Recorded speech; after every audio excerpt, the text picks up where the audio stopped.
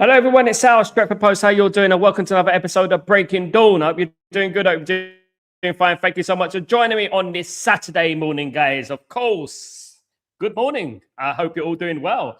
Man United have a chance to go third place. Well, on Sunday. Of course, guys. So, Aston Villa dropped points yesterday against Wolverhampton Wanderers against the odds. Of course, I did say that there is a chance that Wolverhampton Wanderers could get the win because obviously it's a derby. You never know in derbies, guys. This is the one thing about it. You never know when there's a derby. You never know what can happen, guys. And that's why you can never guarantee it. You can never guarantee that, one certain team is going to win in a derby, unless it's Tottenham, because Tottenham against Arsenal, there's no point. There's no point even turning up, waiting electricity. Absolutely not, guys. But I hope you're all doing well, guys. Before I start, don't forget to subscribe to the channel, smash a like on the video, all that jazz. That'd be absolutely fantastic. Thank you so much for joining me today. Of course, guys, let's get into a little bit of news, shall we? Now, last week, well, a couple of days ago now, well, one day, should I say 1 day ago, Manchester United revealed that we will be spending around 300 million in the summer window.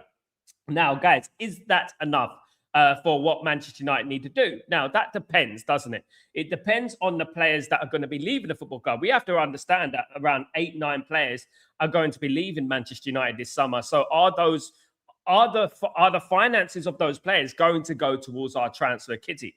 I would like to think so, because at the end of the day, the amount of work that he's doing is astronomical.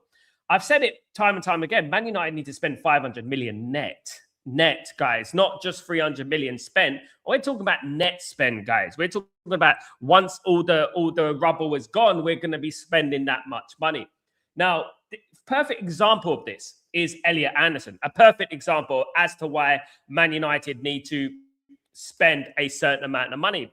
Now, players like Elliot Anderson, they're going to be valued at around over 100 million. There's rumors that it's going to be valued about 115 million. Right? So this is exactly what we're talking about here. 115 million for Elliot Anderson. There's a big chunk of that transfer budget already gone, isn't it? At the end of the day. And you know what? Nottingham Forest can dig their heels in if they want to.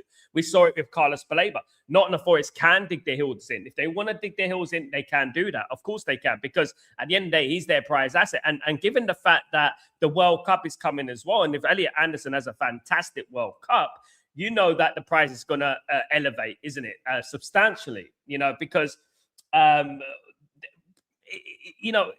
actually feel, guys, and let me tell you that I've said it on various shows, he will be in the World Cup team of the tournament. He will be in the World Cup team of the tournament. He will go to the latter stage of England. I think England will do very well.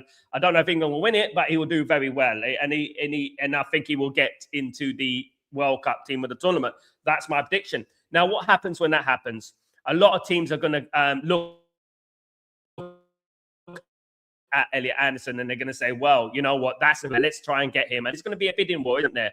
And I can see it going past 100 million. I really can. And to be honest with you, is it too much for Elliot Anderson? No, I don't think so. Because at the end of the day, when you think about Declan Rice, he left for Arsenal for around nearly 100 million, wasn't it?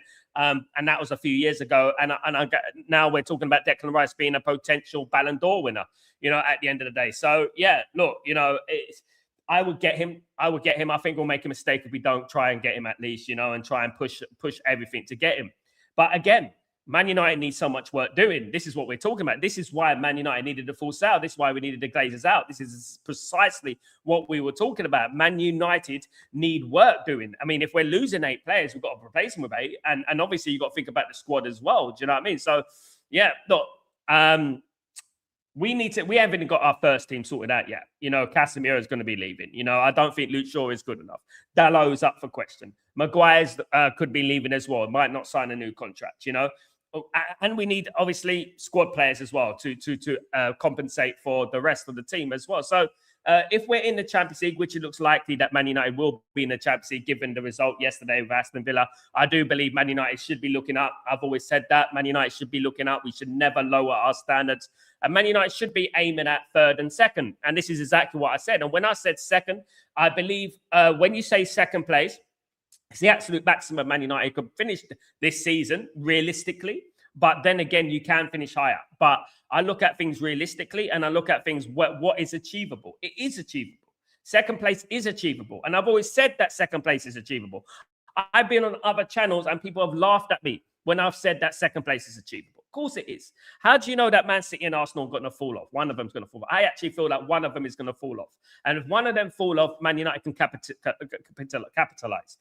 In regards to third place is more than good enough. It's more than good enough. And even people were saying that I will be delusional to come third place. So what's the point of aiming low? Might as well aim higher. People are going to think you're delusional anyway at the end of the day. But at the end of the day now, we're looking at third place tomorrow. Right? There you go, guys. A few weeks ago, nobody would have said that, of course. Of course, it's down to Man United, whether we capitalize on that and stuff like that. You know what I mean? At the end of the day, whether we, because over the obviously last recent years in particular, we don't really capitalize on stuff like that. Do you know what I mean? We don't really take advantage of a situation like this. Do you know what I mean? At the end of the day, absolutely, guys. So let's wait and see. Obviously, Crystal Palace is going to go out there. They've got nothing to lose, and they're going to be thinking, you know what, we're gonna try and catch Man United, cold. And guys, I just think we're going to win this game. I think we're going to win this game. I think we're going to win it well as well. I just feel like we got this grit between our teeth. And look, I hope so. The performances haven't been best over the last 3 games. I've said that numerous amounts of times, but I'm not gonna be negative. I'm gonna say that Man United are gonna win this game comfortably, and Crystal Palace will be put to the sword, guys. Absolutely, that's what I believe. Absolutely, guys. Let me just say good morning to everyone. Hope you're all doing well. Good morning, the early birds, Redwood Tower.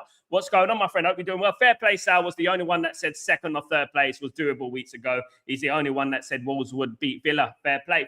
Thank you so much. At least you're paying attention. Redwood Tower, thank you so much, man. Yeah, I did say that Wolves would beat Aston Villa. I said it wasn't a given, of course, because a lot of people, on panelists and stuff like that, was saying that there's no chance that Wolves are going to beat Aston Villa. Well, football doesn't work like that. Let me tell you that right now. And, I've been watching football for the last 40 years or so.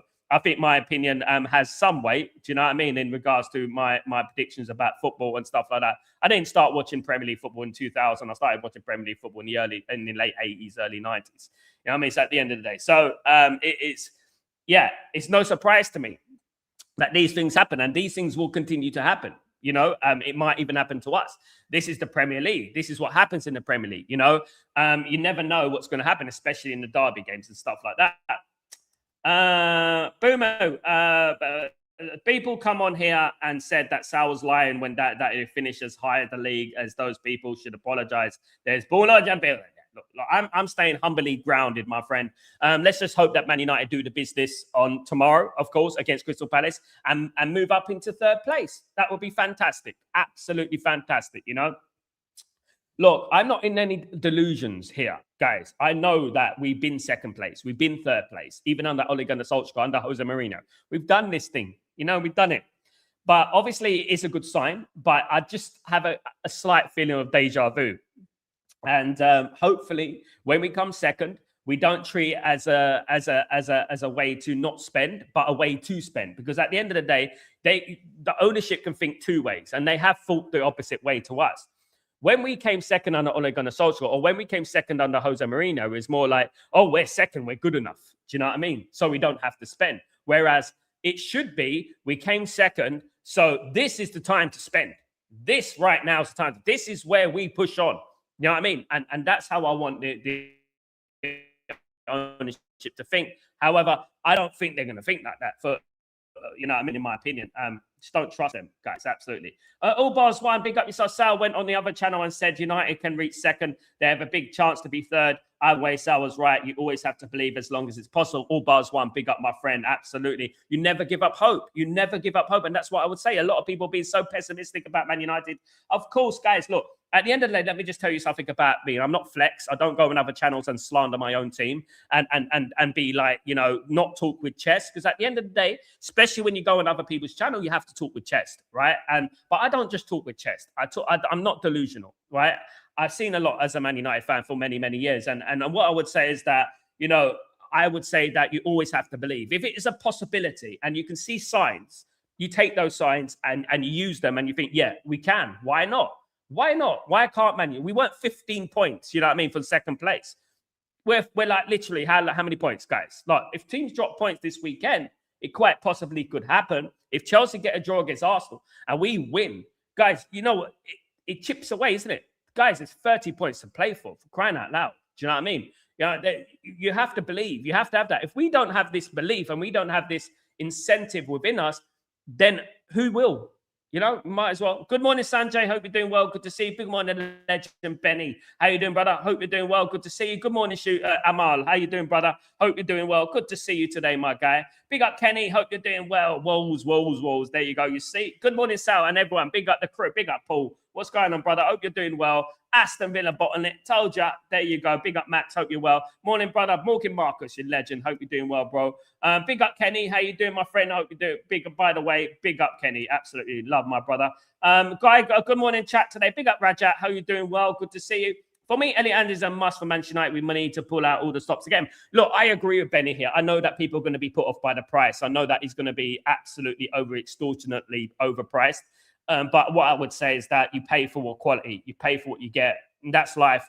Elliot Anderson is quite obviously going to fix Man United's midfield. A big part of it is going to be Elliot Anderson. And Elliot Anderson will be the perfect signing for Man United. You're better doing that, right?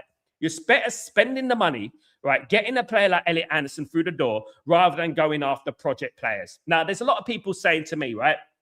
Oh, Sal, but we can go to South America. We can pick up a player like that. We can get that player for that for much cheaper, and they are better. I'm like, in what world are they better? They have the potential to be better, or are they better? And this is the thing. Football doesn't work like that. They are better. In what world are they better? Have they played in the Premier League? Have they had a 38-game season with the FA Cup and the Champions League and League Cup? Have they done that before? Absolutely not. So at the end of the day, I look at things from a point of view of absolute facts, right? Elliot Anderson has been one of the best performing midfielders in the country, in the Premier League, to be fair.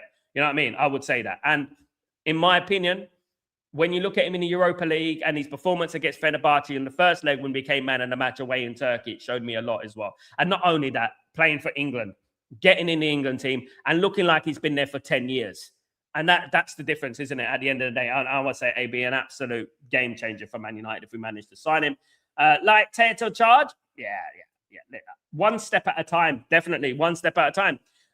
Amal, is Harry Howell of Brighton a good prospect for the future? Should be keep an eye on him for the future or later part of this window. Not seen much of him, to be honest. Amal, I'm not going to be coming out and saying that I've seen a lot of Harry Howell. But what I would say is that we can't stifle the development of our own youngsters as well. We got some very good youngsters ourselves as well. Forget JJ Gabriel, Shea Lacey, and these kind of players coming through the ranks as well. So I think we need to look at our players as well and concentrate. If we're going to get young players that are unproven, we might as well just try it with our players, because I do believe that we have the best young players in the country coming through the ranks, in my opinion. Hope Portugal or Germany win it. I hope England win it. My country, of course. Camavinga to Liverpool? I don't know. They need a midfielder, don't they? Absolutely. Good morning, Sal. Can we go third tomorrow after a win? Good morning, Sal. We can go third tomorrow after a win. So absolutely. Yes, absolutely. Good morning, Fan. I hope you're doing well. Absolutely, Garrett. We can go third. Of course we can. And onwards and upwards. And that's what I would say. There's no stopping us. Ain't no stopping us now. Absolutely. Irfan, who is the Wolves director of football and head of their scouts? Damn, they have an eye for players. Yeah. Well, the thing is, one of the thing about teams like Brighton, teams like Wolves, teams like Bournemouth is that they have no choice, right? This is the thing. They have to scout. They are put to a corner where they have to scout. They have to find the next big thing. So don't be surprised if the likes of Bournemouth, the likes of Wolves, have a look at my channel. And like, for example, Rayan and Bournemouth, I was speaking about Rayan a long time ago, right? And they probably have a look at it and think, who's that guy? That's that podcast is talking about. Who is he and stuff like that? And they'll go out and actually get the player. It won't get them to a league title. They're getting relegated at the end of the day. They're getting relegated. Let's be honest, guys. They're getting relegated. They've got one of the worst Premier League tallies in history, right? So they're not good, right? They done well to beat Aston Villa, but I knew they'd beat Aston Villa because it's a derby. That's football. It's a derby. Their scouting obviously isn't effective because they're getting relegated. They have the odd good player. Of course they do. But Cunha, for example, was playing for Atletico Madrid. Everyone knew that Cunha was a good player. The same with these players. They played for big clubs. There's no doubt that they have got the talent if they're playing for those big clubs. So obviously they take a punt on them and they take a risk on them. Will it get them far? No, it won't. Will it? It'll get them relegated. Coco, this would be the first most epic title charge if we go on and beat and run and put some pressure on Arsenal. Huge loss. Look, at the end of the day, Coco, look, I would say that we've left it too late for the title charge. And even me, as the most enthusiastic, overly zealous, sometimes some may say, fan, I think it's too late for that. I just don't think Man City and Arsenal are going to drop points. I think one of them may. I think this is what I'm talking about. One of them may, which is why I think that Man United could squeeze that second place. I do think that the fixture list in regards to Arsenal have one hard game left against Chelsea. They have Chelsea and then they have Man City, and that's it. Even if they lose those two games, they're going to win the rest of them. So I don't think that it's going to work this season. Unfortunately, we left it too late. However, it's not to say that we can't come second. You have to carry on winning your games. Look, the most important thing is this, right? And I will never take belief away from people because I've always believed as a Man United fan. I've seen great things as Man United fan, so just win your games and let the rest work out itself.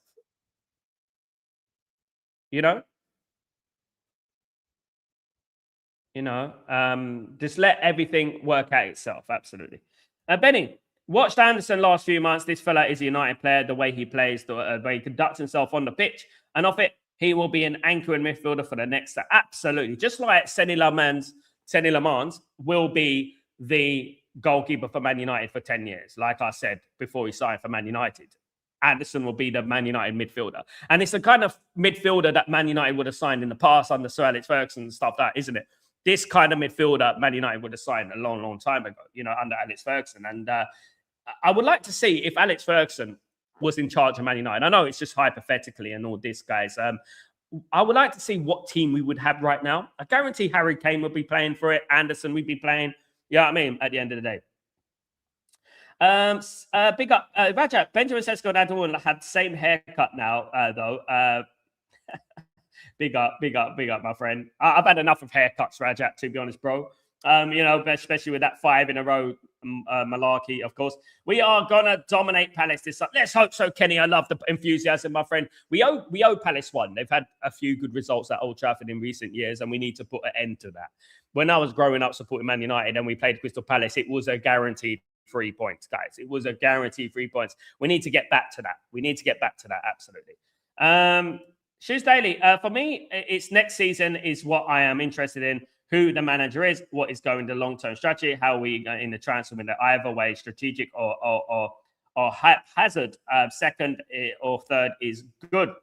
How we do this transfer, either in strategic, second or third is good this season. Yeah, if we come second or third this season, there's no reason why Man United can't push for first. Right? The reason is because if Man United can come third this season, right, which is a huge possibility, by the way. And look, guys, we could come second, but if we come third this season, right, why can't Man United push for first?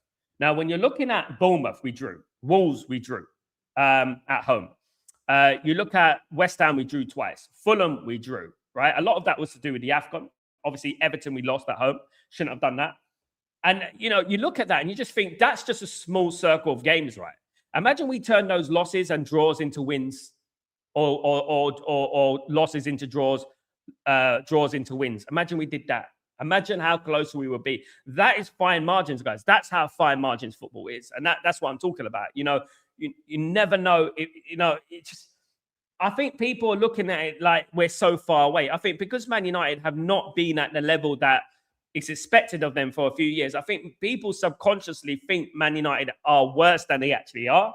And we are actually closer than we actually are, and this is the thing. And we are actually closer than we actually are, So at the end of the day, look, guys, we are top of the league in regards to since January. Since 2026 started, we're top of the league. We're top of the league. We're the top team.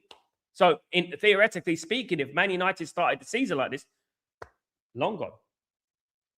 Absolutely. Good morning, Ephraim. How you doing, my friend? Hope you're doing well. Good to see you. Let us remind them haters who called it when United was 3 points from top 4 before I'm left. Absolutely. Called it when, yes, absolutely. We said that even with Ruben Amorim, this will happen. I said it. It doesn't matter who the manager is. Man United are on a roll, and I could foresee Man United beating Man City because they weren't in good form, and Arsenal and teams like that, because we always do, more or less. Don't you know what I mean? Guys, absolutely. Raja, hello, off topic, but what brand is that sweater, to be honest, Sal? It looks clean. Ah, that would be telling, isn't it? That would be telling, my friend. It's Prada, mate. Irfan, Anderson is absolutely United material. Big, strong, young, and absolutely, Irfan, I agree. I agree with you, my friend, absolutely. Donin, find it hard wanting Leeds to win tonight, but Leeds at home under the lights are very difficult. They're very difficult, you know. Who knows? Again, I'm not going to say that Leeds are 100% going to win the game because you never know, isn't it? At the end of the day, you never know what happens in football. You know, under the lights at Ellen Road is always going to be difficult. Now, I take it back, right, to when we won the treble. And lots of people were saying, oh, Leeds, they're playing Arsenal a game before the fight. I think it was the one game before the last game. And Man United are playing Liverpool away. Arsenal, I think whether it's Arsenal or playing Leeds at Ellen Road.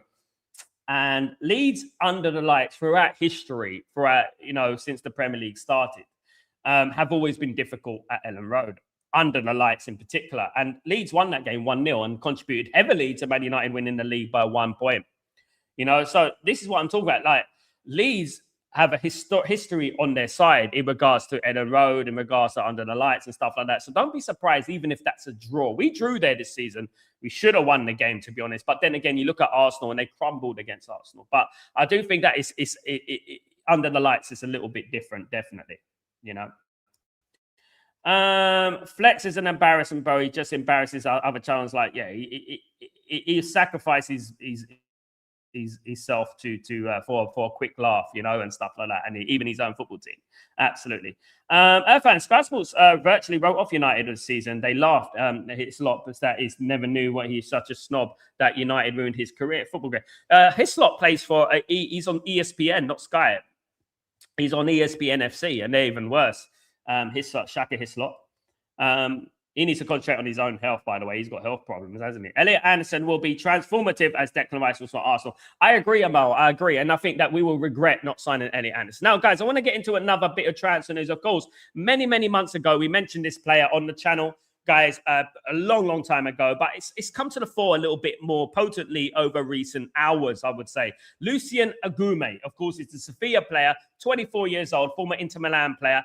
Valued at 12 million, centre midfielder, CDM, 14 caps for the French under-21s. Now, guys, he's 24 now. Hasn't gone on to leaps and bounds, hasn't gone on to the level that a lot of people were expected of him, but he's still a very talented player.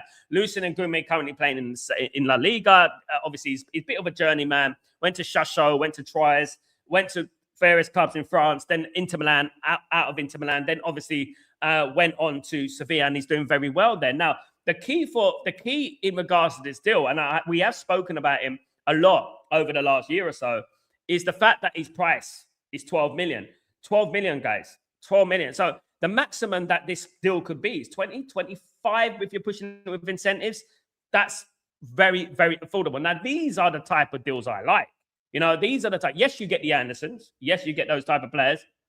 But you can't forget about the likes of the Lucien Agumes, this type of player. So obviously, there's rumors going around circulating that Man United, Jason Wilcox, is a big fan of Lucien Agume. Well, welcome to the party, my son. Welcome to the party. Lucien Agume is a very good player, and I would be happy with him, but he shouldn't be our main midfield signing.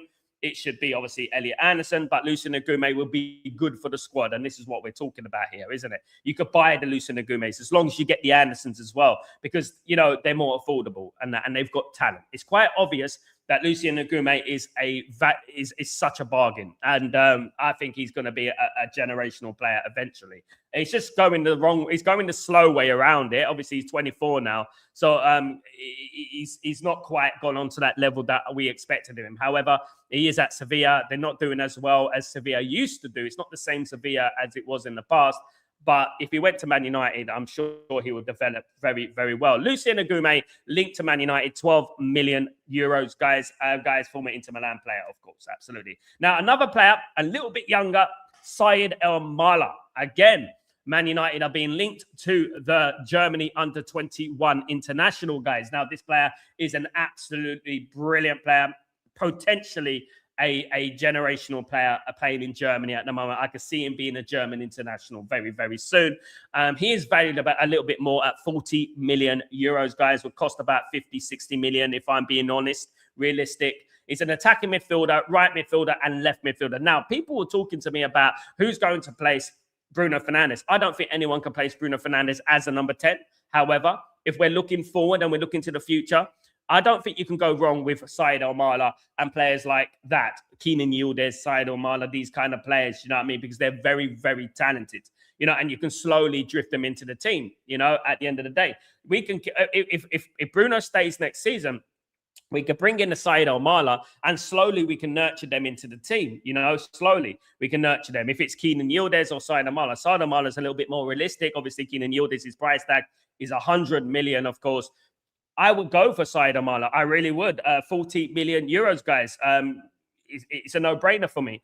And this is what we're talking about. We're meant to be building for the future. We build for now, of course, but we also build for the future. And I think that is what we should do. Absolutely. And be clever in the market, because our squad is not at that level yet, of course, guys. But Said Al-Mala, 19 years old, Cologne player, of course, currently playing for FC Cologne in Germany. Germany under 21, 5 caps for the Germany under 21s. Attacking midfielder, right midfielder, left midfielder. Very versatile as well, which is key, of course, guys. Absolutely, which is key.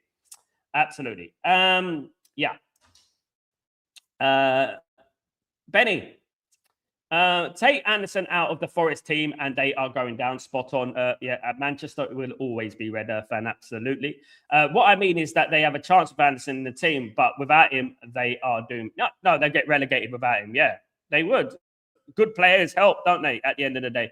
Him and Sangari, I think, are their shining lights. Obviously, Gibbs is I think he's a little bit overrated. I like Gibbs.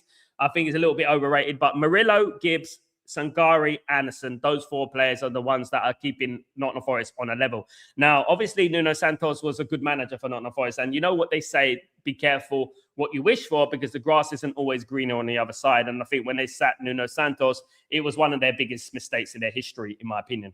I really think it was. I think that owner has to take accountability for what he did, because sacking these managers, even the first manager, wasn't it? Sacking them was the wrong thing to do.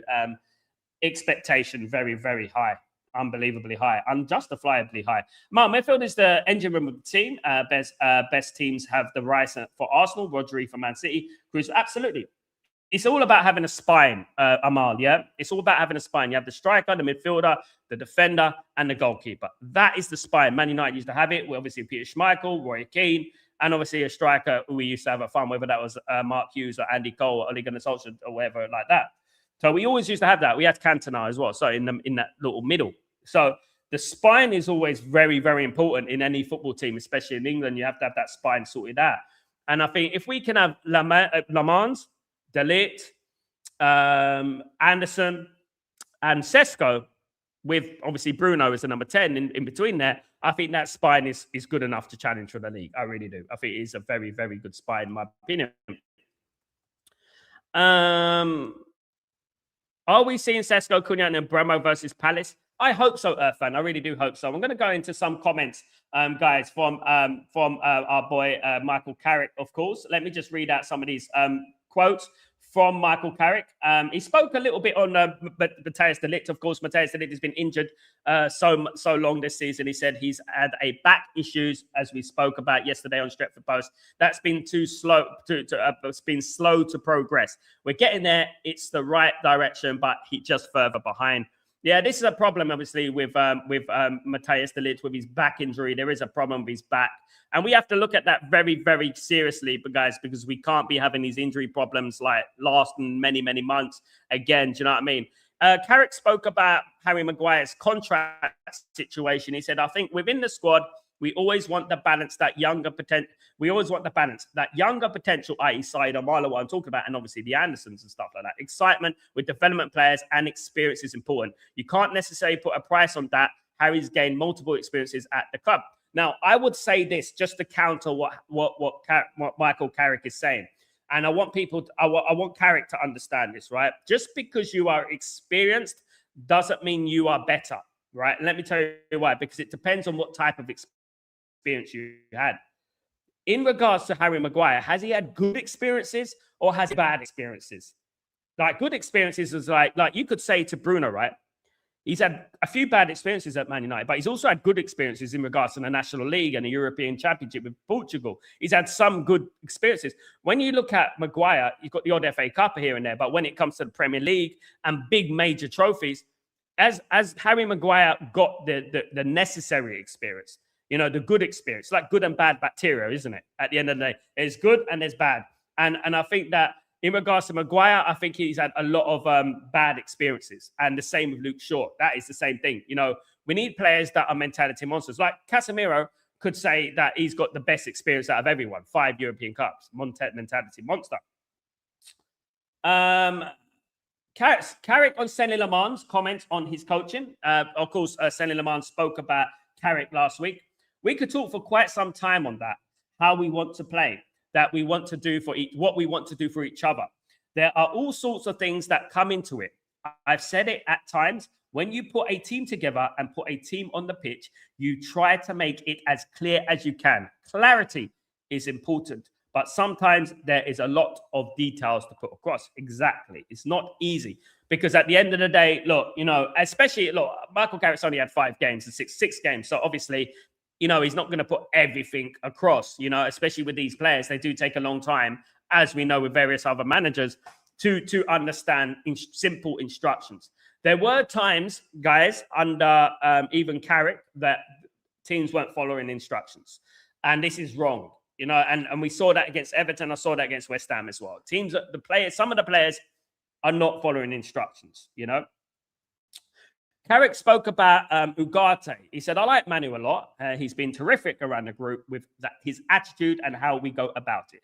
His training qualities, he's got a lot of good attributes. When the team is winning, there is a big upside to that. Now, look, guys, I would take comments with a pinch of salt. I also would take them with a pinch of salt because one thing I've been critical about comments like this, just like this one about Ugarte, right? And the fair play to Ugarte, right?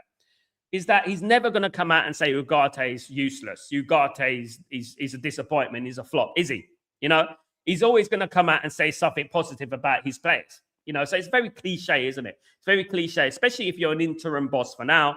You know, he's going to come out and say positive things about, you know, Ugarte and things like that, of course. So I do take these kind of comments with a pinch of salt. It's nice, but, you know, I do take them with a pinch of salt. Carrick spoke about the squad players, the fringe players. One or two of the boys who haven't played as much, it makes it a little bit tougher to get them in the team. But everyone is pushing each other.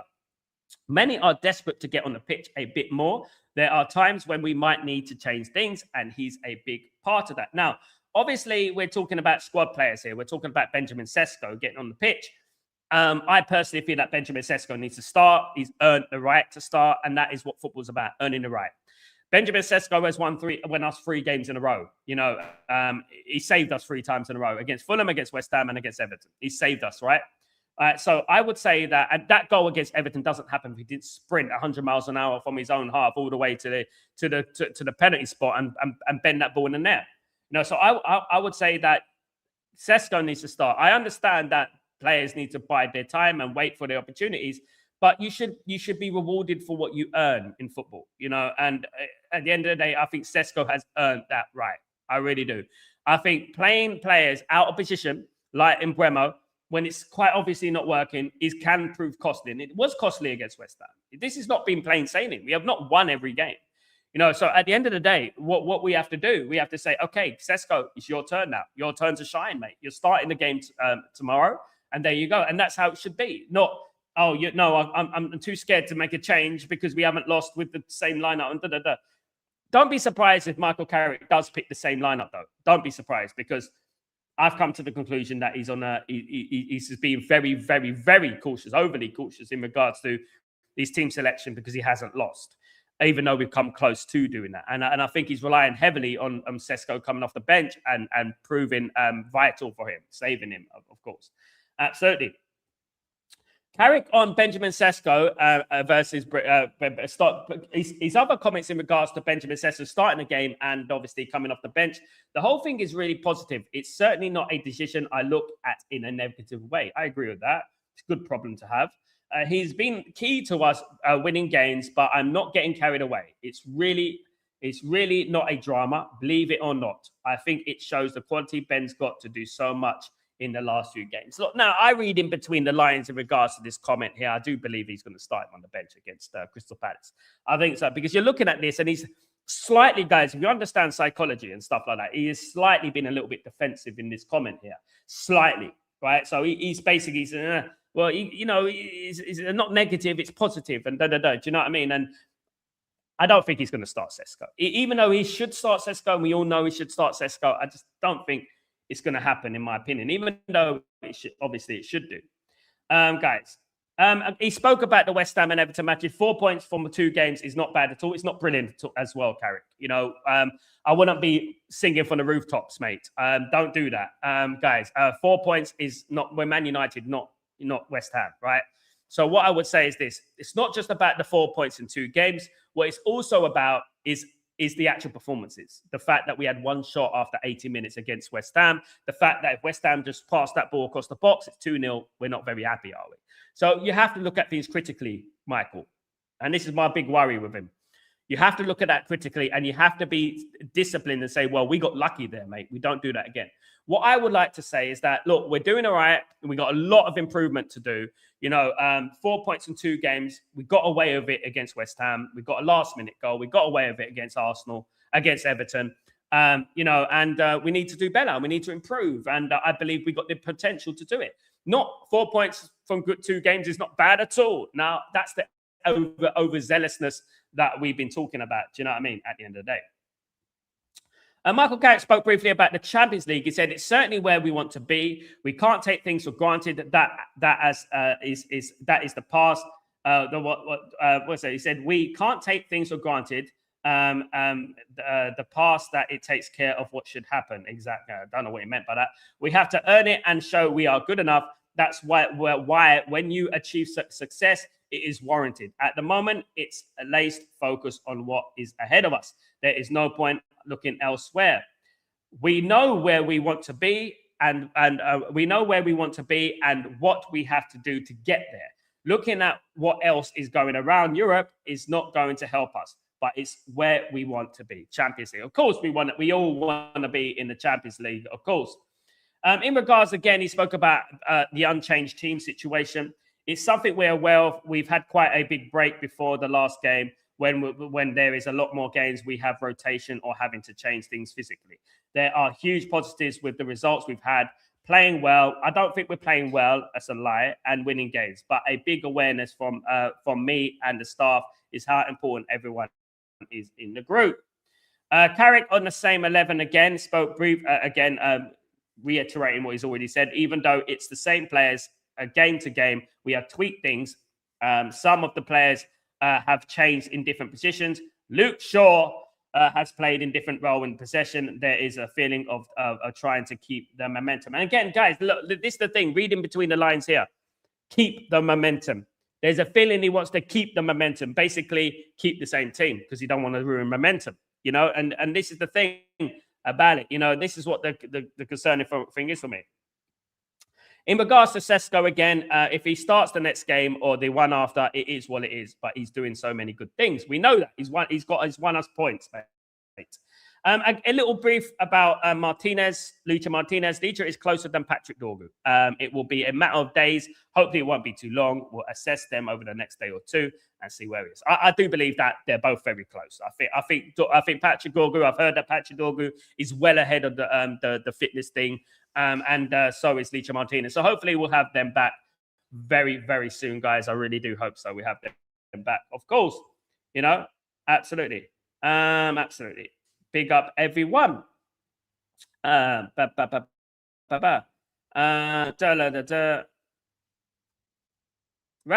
Michael was the heartbeat of that classic Manchester United team. Still didn't replace him fully.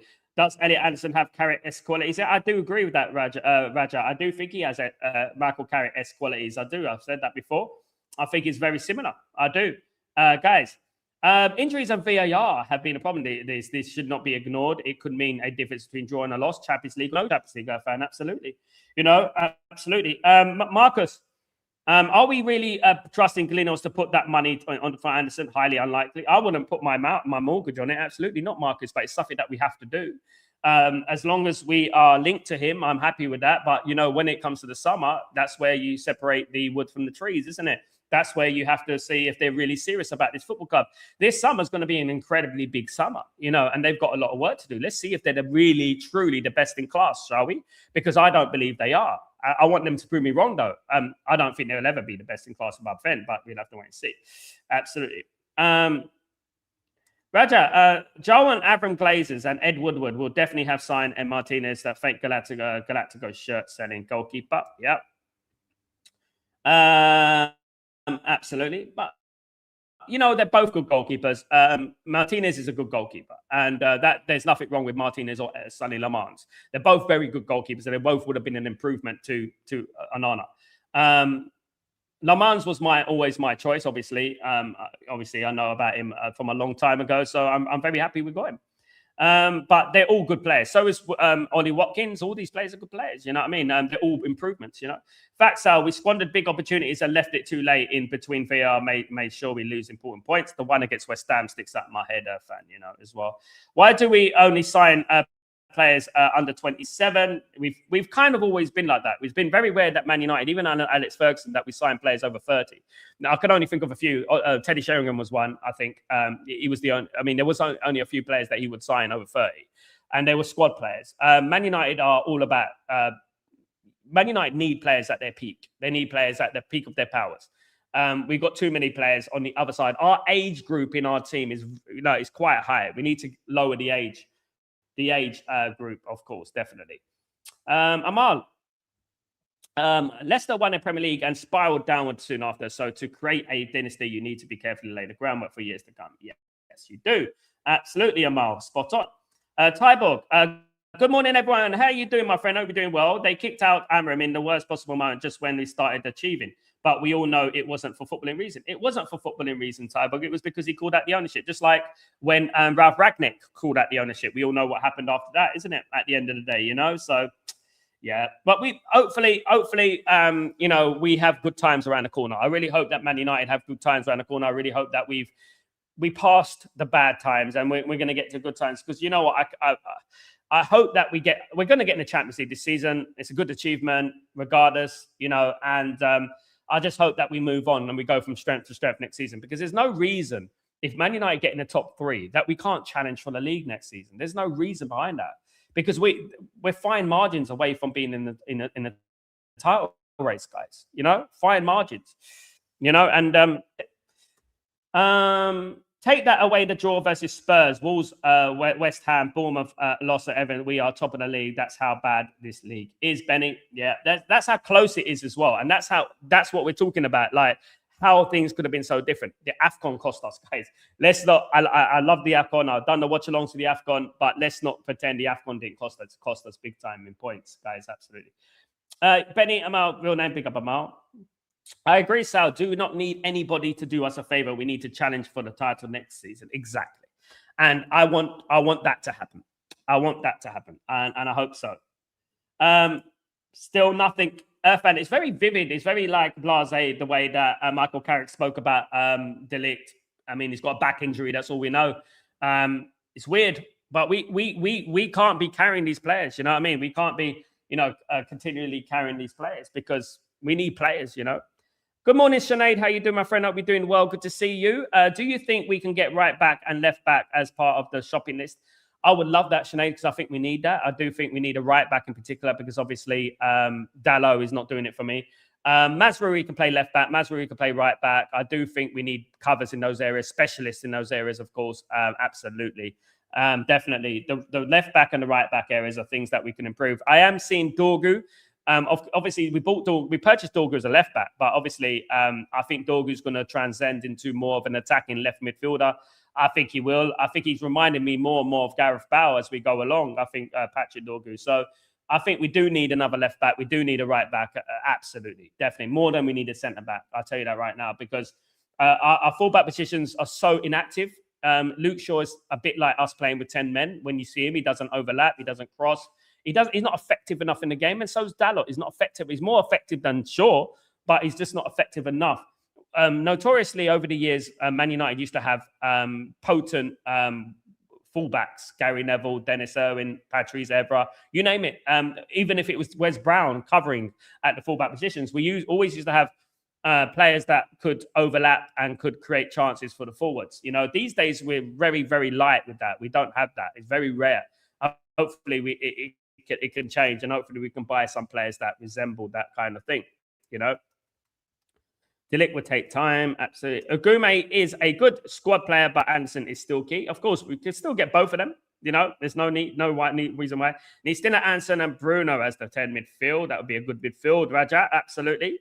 Do you think Sevilla will play hardball if he's valued about 30, 40 million? Yes, they will, mate. Of course, money's money. Money talks. They will play hardball, yeah. I think he's worth it for the squad, definitely. I think we do need squad players, Raja. I think he will be a good squad addition. Definitely. He's got strength, athleticism, everything about him is very, very good. I see the direction they are taking with under 27 players. Only good thing Ineos claimed was to find the next big £100 million player. Yeah. Let's see if they do it, though, innit, Earthfan? Let's see if they do it. Talk is cheap, of course. Amal, Manchester City is keep an eye on Said Amali. Yeah, this is why we have to act quickly, Amal. I've been speaking about Said Amali for a year now, over a year. So what we have to do, we have to read the market, read players, scout players, and predict that they are going to become good players. You can see who's going to become a good player, who's not going to become a good player. You know what I mean? Absolutely. Absolutely.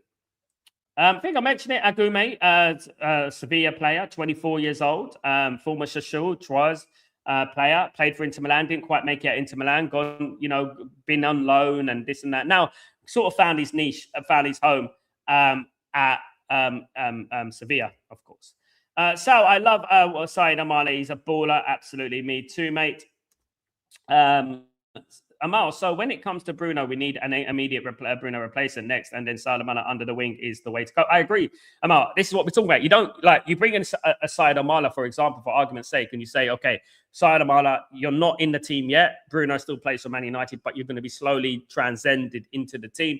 And I think that's what we need to do with these players, like you nurtured into the team. And obviously, you can learn a lot from Bruno. Do you know what I mean? So I would do that. Absolutely. I think that's the way forward. Absolutely. And I think that's what Man United used to do in the past when we used to have young players like the likes of Cantona used to nurture the young players and stuff like that, you know, and it helped them immensely, of course. Of course. Irfan, I'm of the opinion, and it is just my opinion, Cunha, I can replace Cunha's position. Bruno's position is even better defensively and can take plays. Oh, good pathway. Why not? Why not? If we don't get anyone else, he is a good player there. We'll have to wait and see. I think he's more of a number 10 than a winger. I'm looking at him. He does create a lot. He's definitely not a striker, though. I would say that, but I think he is good at creating chances and stuff like that. Absolutely.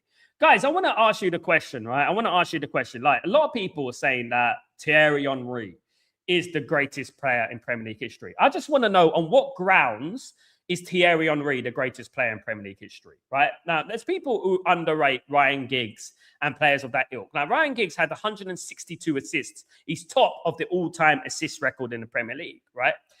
Andy Cole is basically, fifth place in the top scorers of the Premier League history. Andy Cole didn't take penalties.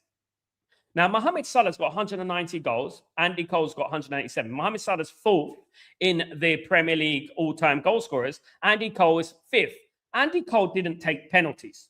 I know penalties are goals. Don't get me wrong. I know penalties are goals, but anyone can score a penalty.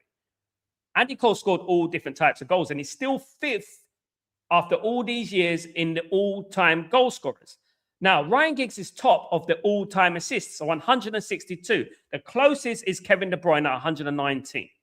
Right? So I want to ask, why do these guys, these people, these media, these content creators underestimate Manchester United players so much? So much, you know, because at the end of the day, you look at it. You look at Andy Cole, right? Never took penalties, still fifth in the all-time goal scoring list. You look at assists, Ryan Giggs, first, you know. Why do people say that Thierry Henry is the greatest Premier League player of all time? Because as far as I'm aware, he's not even in the top 10 assist maker in the Premier League. He's not even in the top 5 goal scorers in the Premier League. So I want to understand why, because he plays pretty football. Is that what it is? So what did he contribute to? Please tell me. Why is he known as the best player in the Premier League history? Please tell me. So he's 8th in the all-time Premier League goal scorers. He's not even in the top 10 assists, right? He's not even in there, right? So Wayne Rooney's 4th in assists. So isn't Wayne Rooney better than Thierry Henry? Isn't that a fact? Right? We're talking about facts here, guys. We're talking about facts. It's all about facts, guys, at the end of the day. So even the likes of Steven Gerrard and teams like that, players like that, have more assists than Thierry Henry. It's weird. I don't get it. I really don't. I don't get this underestimation of Man United players. I really don't. You know, I mean, it was something that was playing on my mind. You know, so I want to know why Thierry Henry is ranked as the greatest of all time. I just want to know that, guys. Let me know. I'm gonna do it. I'm gonna do a video about that. Actually, I'm gonna do a short video about that. But thank you, guys. Let's just wanted to bring that in, guys.